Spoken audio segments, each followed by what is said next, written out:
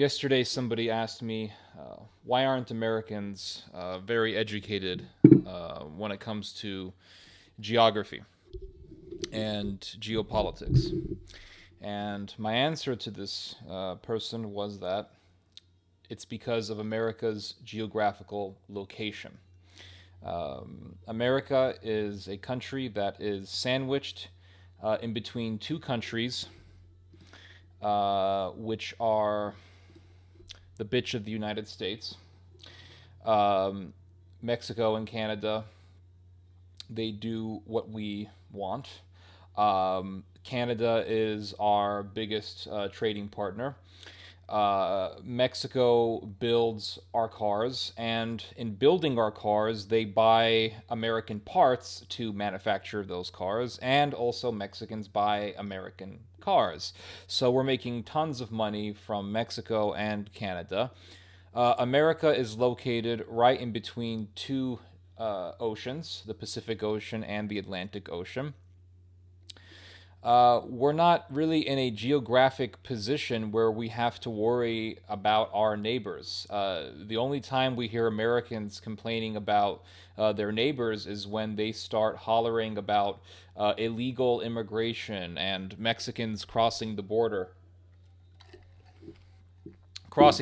to go install tile or hardwood floor or a sheetrock or drywall or something like that. That's the big invasion that we keep hearing about. In fact, this is the invasion that we have been hearing about for decades. Americans have been complaining about illegal immigration, specifically immigration from Mexico, for decades, as if we're being invaded. And this is Operation Barbarossa, only this time it's Operation Can You Do the Macarena? We're worried about Mexicans destroying America or something like that. It's a joke. It really is a joke. Um, the amount of complaining that I hear from Americans on both the right and the left on anything and everything is astounding. Some complaints, of course, are sincere and legitimate. I think when conservatives protest against abortion, absolutely, that is a legitimate protest. That is a legitimate outrage. But most of the time, when people complain, it's about stuff that is very normal and very expected. For example, when we had the lockdown last year, how many times did we hear these people?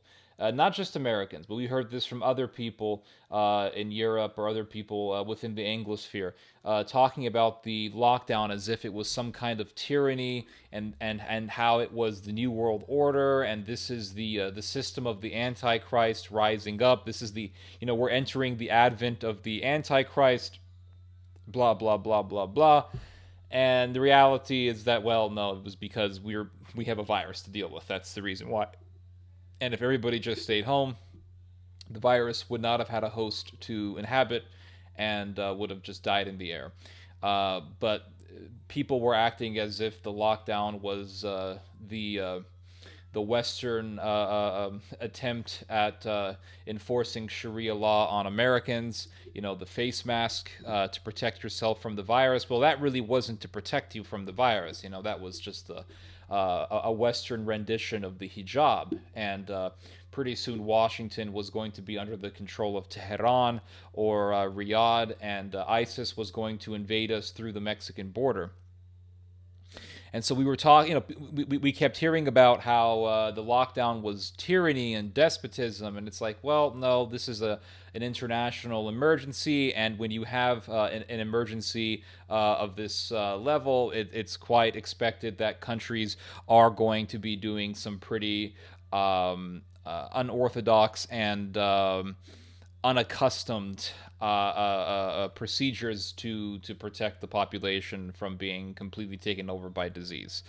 After 9/11, how many times did we hear that such and such a system was the Antichrist? The Patriot Act was the Antichrist. Well, no, it's not the Antichrist, it's tyranny.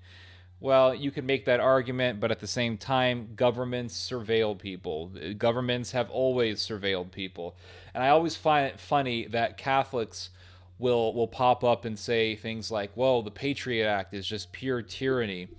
And yet they'll do apologetics and defenses for the Spanish Inquisition. They'll make arguments in support of the Spanish Inquisition when the Spanish Inquisition was nothing but a giant system of surveilling people in Spain to make sure whether or not they were loyal to the Catholic Church. It's just funny how we see this sort of hypocrisy. I mean, at first, when I remember years ago, I was thinking about this, and I was like, wait a second. Spanish Inquisition was a system of surveillance, and after 9/11, they were literally arresting people off the streets, even people who were innocent. Now, is that necessarily the right thing to do? No, but at the same time, it shouldn't really surprise us, because when you have 3,000 people massacred in your soil, on your soil, some pretty drastic things are going to happen, and these are going to be things that we are not really accustomed to. In fact, I would rather have the government react to the current government that we have react to certain things like that, as opposed to the people. I'd rather have the government react than the people react to these sorts of situations, because I remember on the day of 9/11, my father driving to work, and some woman from her car yelling at my dad to go back to his country. And then my father went to the hot dog cart that he was running, because my father used to own food trucks and coffee carts and all that. My father was a businessman, living the American dream. And some guy walked up to the hot dog cart as my father was chopping vegetables up and said, "I feel like killing me an Arab today." My father had this long-ass knife in his hand, and my dad said, "Oh, kill me. Here I am. Go for it, buddy." And the guy said, "Well, I didn't really mean that, but this is the reaction of the mob. Kill, destroy." And the thing about Americans, the thing about people in general, all right, not just Americans, but people in general don't really know how good they have it. We really don't know how good we have it. We live in such a comfortable life that anything can be perceived as tyranny. Anything and everything can be perceived as tyranny, and Hitler and the Antichrist and Stalin, and this guy is literally Stalin, etc., etc. I remember when I was in junior high, SARS broke out. SARS was the big scare, and everybody was talking about SARS. And I remember seeing all these Chinese people walking around with masks on their faces. I remember seeing it. Masks on their faces, Japanese people, Koreans, Chinese people, whatever. They were all wearing masks, and everybody was looking at them like, why is that guy wearing a mask? Why is that guy wearing, what's going on here? What's going on? And you watch, I remember I used to watch videos from Asia, and you would see people walking around with masks. And to this day, you can see videos of people walking around, people in Asia walking around with masks on. And even before COVID broke out, you could see people in Asia, in China, Korea, Japan, walking around with masks. Was that some sort of like government tyranny or something like that? No, it was just that people with some sense knew, well, we got a virus around. It's best to cover your freaking face, don't you think? It's like you have a virus around. You have a virus that can potentially kill you, potentially kill your mother, your father, your grandparents. Isn't it better that you protect yourself from being infected by this thing? Oh, that's tyranny, guys. This is not and I remember hearing people say things like, this is not a math. This is the form of government manipulation the sheeple are falling for. Well, you can be the sheeple all you want. I mean, you can be a sheeple all you want, but look at all these people who have been infected with COVID. I mean, I know people who got infected with COVID. They say it was absolute hell. I know a guy who got the what do you call it? The Delta variant, and he said, I almost freaking died. He said, I was like this close to death. It was so horrific. Why? Because, and he was a skeptic in the beginning. He was one of these guys who didn't really believe it and all this stuff. And he was going out, to see friends, and wasn't really, probably wasn't wearing a mask. And he gets infected, and then he becomes a true believer. It's not tyranny. It's just common sense. Okay? It's like if you have a shooter running around with a gun, isn't it best that you take cover? Isn't it best that you get the hell out of Dodge? Isn't it best that you have a weapon, carrying concealed weapon, licensed and legal, of course, with you with you so that you can protect yourself in the case of a mass shooting? It's not tyranny. It's just common sense. It's preventative measures that we can all take so that we don't die, so that we don't get killed by whatever thing or person is running around killing people. People have no idea how good they have it. They have it so good that anything is a huge deal. It's like a spoiled child, doesn't get what he wants, and he makes a huge freaking deal about it. I remember years ago I was in Chick-fil-A. This was the first time I'd entered into one time I did go to one Chick-fil-A in the mall, but this was like the second time in my life that I'd walked into a Chick-fil-A, and the last time that that I'll ever be in one. But I remember going to this Chick-fil-A, and this little girl behind me was screaming at her parents because she wanted a root beer and her parents gave her Hawaiian Punch. And they're like, honey, we gave you you asked for Hawaiian Punch. We gave you one. And she's like, I want a damn root beer.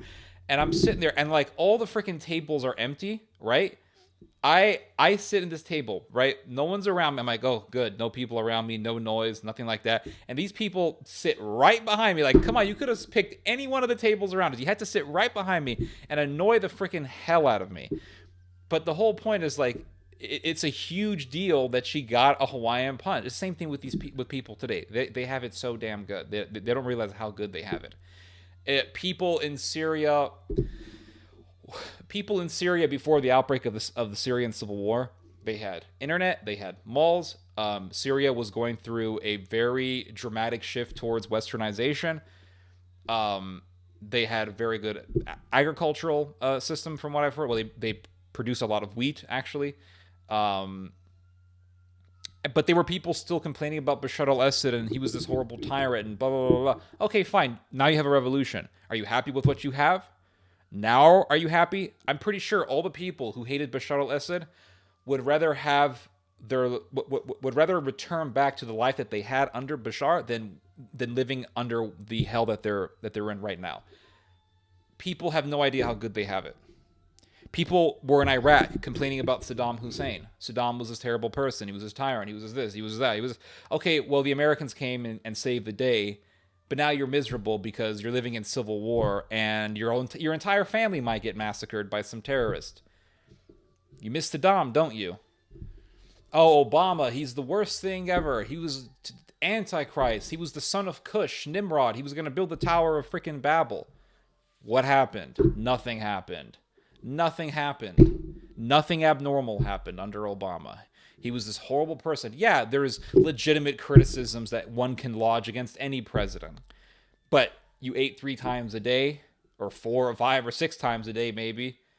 You had a house. You lived in you had a roof above your head. You had your kids went to school. You didn't have to worry about a civil war. You didn't have to worry about somebody hitting your house with a freaking rocket launcher.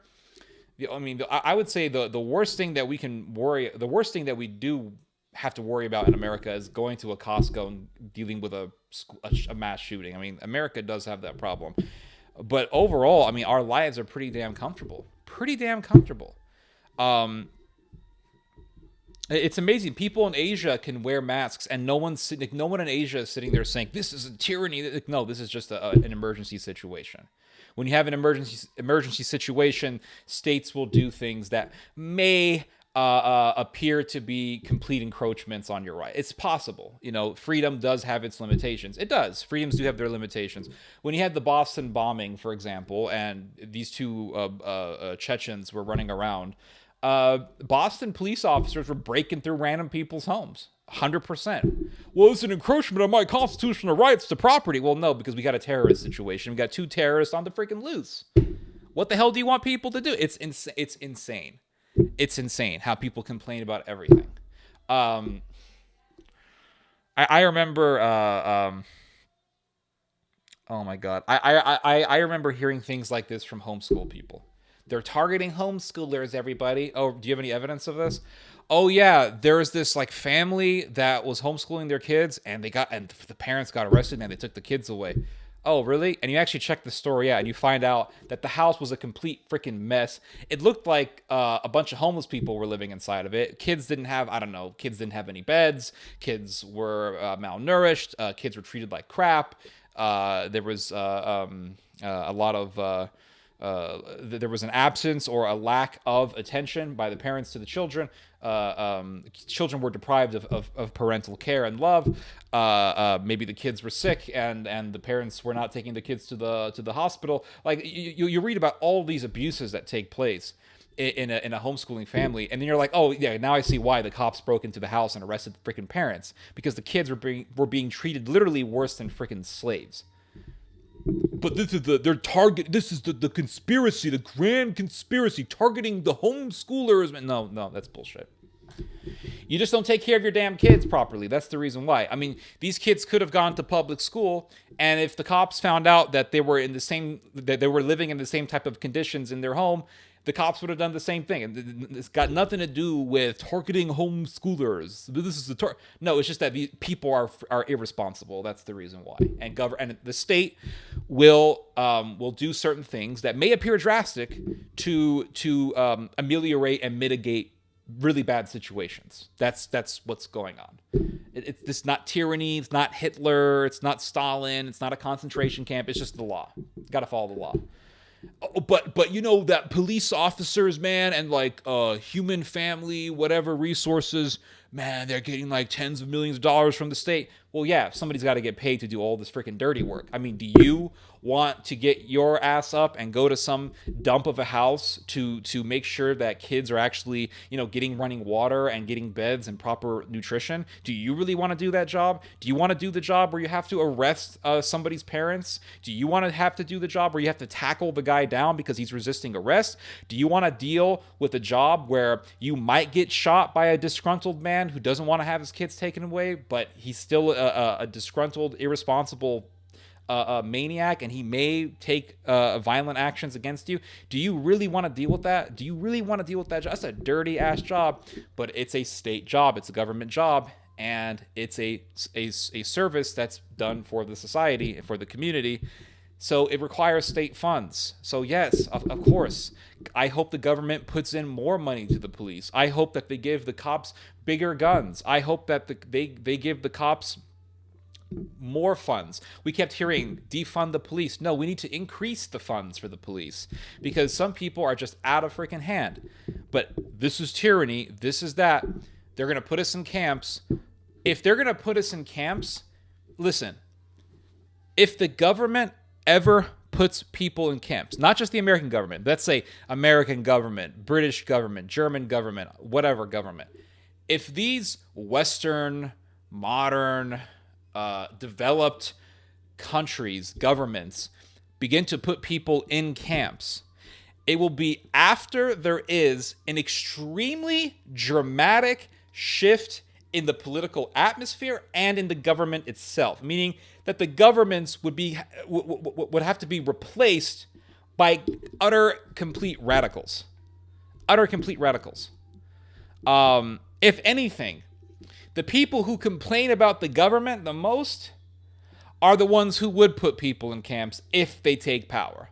The alt-rightists, the crazy-ass libertarians, the anarcho-commies, anarcho-capitalists, the libertarian maniacs, the homeschool fanatics, the trads, these types of people who are constantly complaining about everything and everybody, if they ever took power, they would be the ones putting people in camps. I truly believe that. Why do I say that? Look at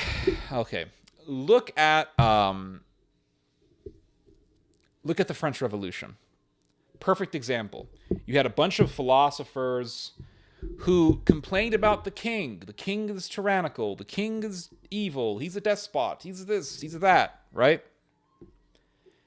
Once those types of people took power, people were praying for the king to come back. Right now, the government systems that we have right now in most of the world are relatively okay. We're all living comfortably, right? I mean, I'm an American. This is tyranny, dude. You're filling up your fat ass with fast food. Let's be real here. You're probably eating out every day, and I know people who eat out every single day. I think it's insane, overly indulgent. You got your pet dog that you walk around with every day, right? You got to walk your dog. You're living a decent life. Okay, you're living a life that people in Africa risk their lives to get to. I know a guy who's from Nigeria. He lives not too far away from me, but I've talked to this guy several times. I've helped him out in several of his immigration issues to make sure that he works in America legally, but that he still has access to work. And he works for Amazon. Okay, all of these liberal, not necessarily liberals, but like far left types, they will say that Amazon, they're exploiting workers, and and Amazon has done some nasty stuff before. But this African dude was telling me about how much he loves working at Amazon. Like literally, the intonation of this man's voice was filled with happiness and joy, telling me about his job at Amazon. He says, "I lift boxes for a living. Every day I have to get up. I go to work. I have to get the boxes into the truck. Every day. Okay? I get paid, what was it?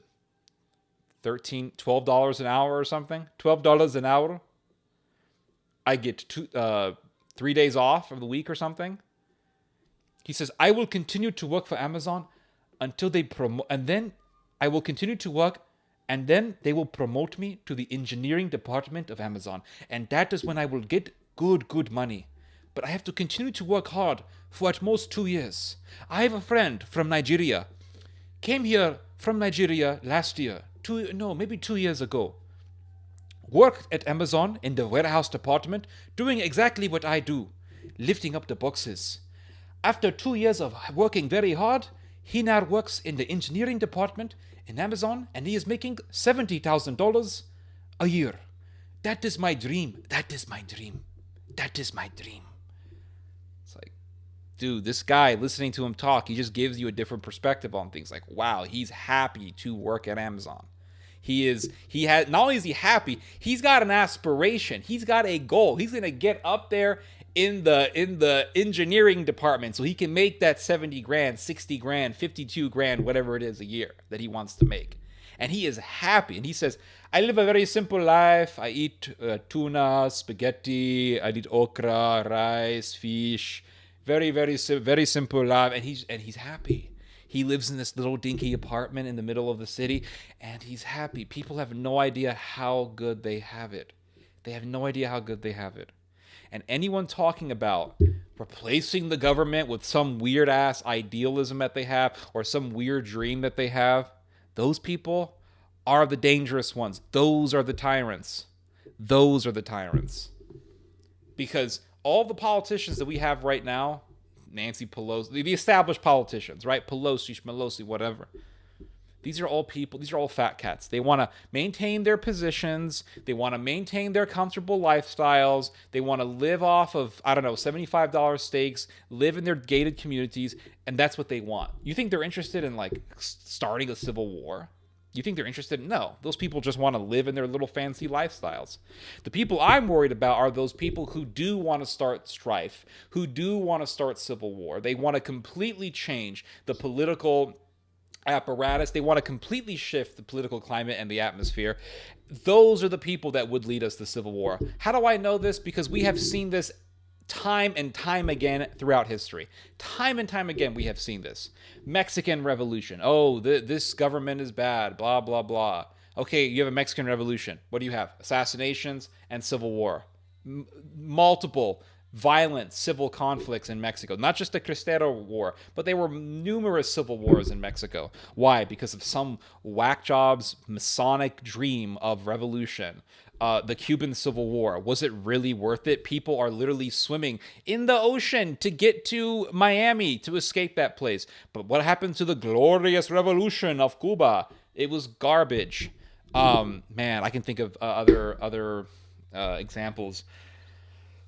But there are numerous examples of this. You can look at the Puritan revolt against the English or the British monarchy.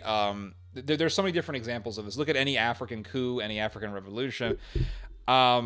It's just anytime we see people talking about getting rid of overthrowing the state, those people just want to do what they want to be in power. That's why they do these things. It's garbage. Okay, and if you're going to sit here and complain at me and criticize this video, fine, I don't care. But just remember that when you write your criticism in the comments section, you're writing your criticism on YouTube on a computer that so many people wish they had. And you're doing so in the comfort of your own home, which so many people around the world wish they also had. Just remember that. Anyway, you guys just heard some theology. God bless.